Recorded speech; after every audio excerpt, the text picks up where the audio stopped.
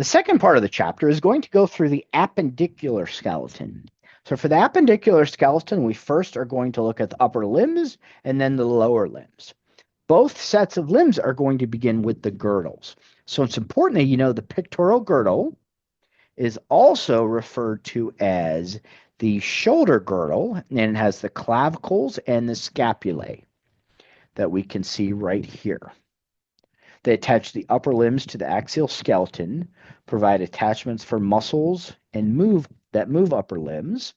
And they offer a great deal of mobility because the scapulae are not attached to the axial skeleton and the socket is shallow.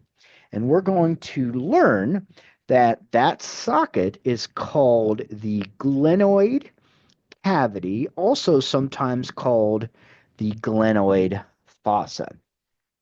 This slide is showing us the clavicle, known commonly as collarbones, but now that you are developed anatomist, you are going to use the term clavicle. So the clavicle has two ends. It has a flat end called the sternal end, which is the medial end. So you should be able to pick up a clavicle and identify the difference between the sternal end and the lateral end.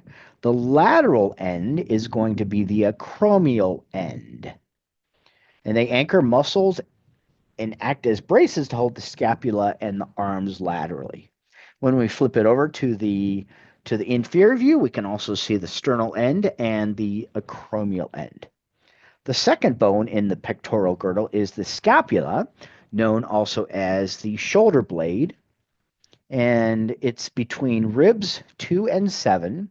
Some of its prominent features include a spine, and the scapular spine is actually more visible on the posterior side of the scapula.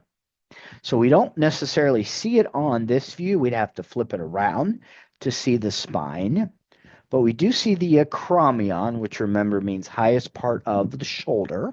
It articulates with the acromion of the clavicle to form the AC joint, which is the acromioclavicular joint.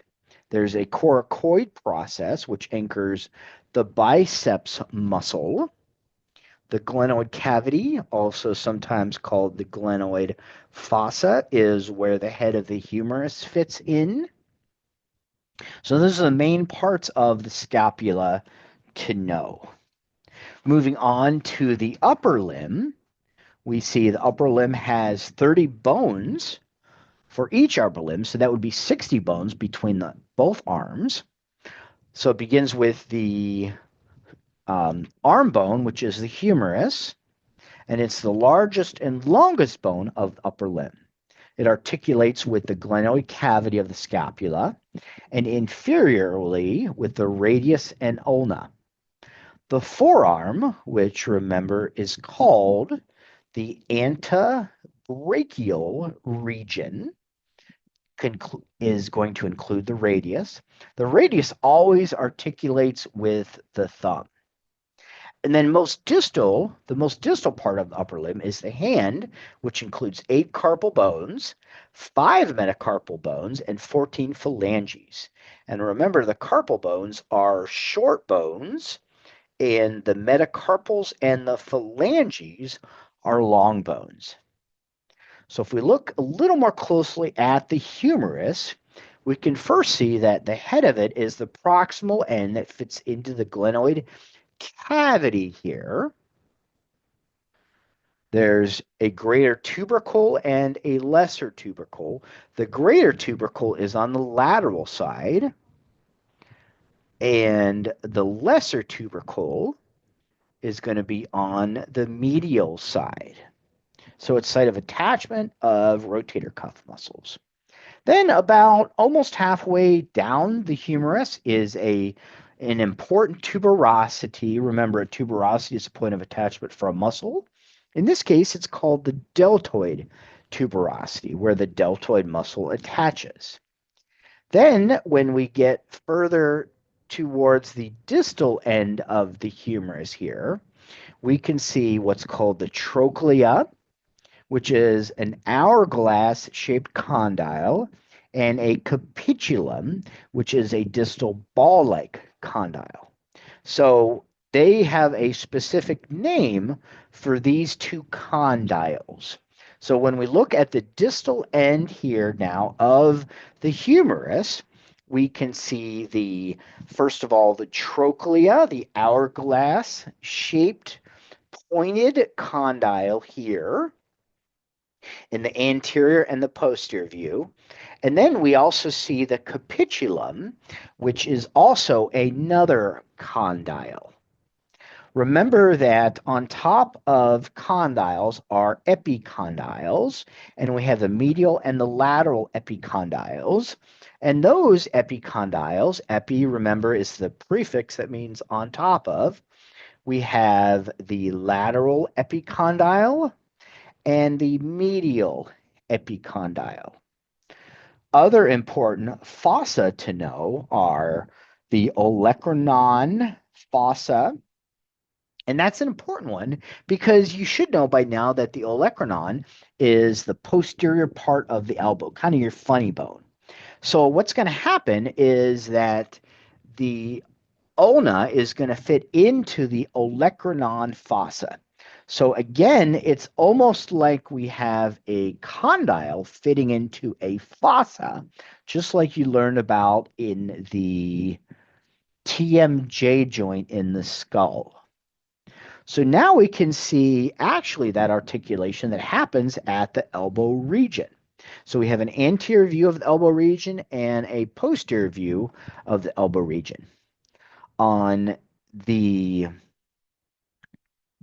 We can see the two condyles. The capitulum is on the lateral side. Trochlea is on the medial side. And then when we look at the epicondyles on top of them, on top of the trochlea is the medial epicondyle, and on top of the capitulum is the lateral epicondyle. It's really just not visible in this view, but it is viewed in the posterior view. The part of the ulna, which acts like a condyle, is called the olecranon. And remember, that is kind of like your funny bone. So when you're out in public now, you can correct people when they say funny bone. You can say, "Oh, excuse me, I think that's actually the olecranon," which fits into the olecranon fossa. So we can see the ulna and radius here, the humerus. And those are the main parts to know of the elbow joint. Looking now at the antebrachial region, which is the forearm, we have two parallel bones, which are, of course, the ulna and the radius. The proximal end articulates with the humerus. Distal, it articulates with each other at the radial-ulnar joint. And the ulna is the medial bone, and the lateral bone is always the radius. The ulna has the olecranon, which you've just seen, and there's a styloid process, which is at the distal end for ligament attachment. For the radius, there's the head of the radius, the radial tuberosity to anchor the biceps brachii, and then the styloid process of the radius to also anchor ligaments. So at the distal end of both the radius and the ulna, we can see styloid processes here. So this is the radial styloid process and the ulnar styloid process that you can see there. When they zoom in, you can see the styloid processes of each as well. This is the head of the ulna, and where it articulates with a specific carpal called the lunate and scaphoid, with olecranon, which goes into the olecranon fossa. And then looking at the rest of the ulnar radius, we have the olecranon here, the radial tuberosity, which articulates with the ulna, and then, of course, the radius and the ulna. And always remember that the radius articulates with the thumb. So whenever you put your thumb up and you say rad dude, that might be something from the 80s that you don't know, but it's an easy way to remember that the radius is always connected to the thumb. So if you're hitchhiking or you just want to be cool and say rad dude, that means the thumb is connected to the radius.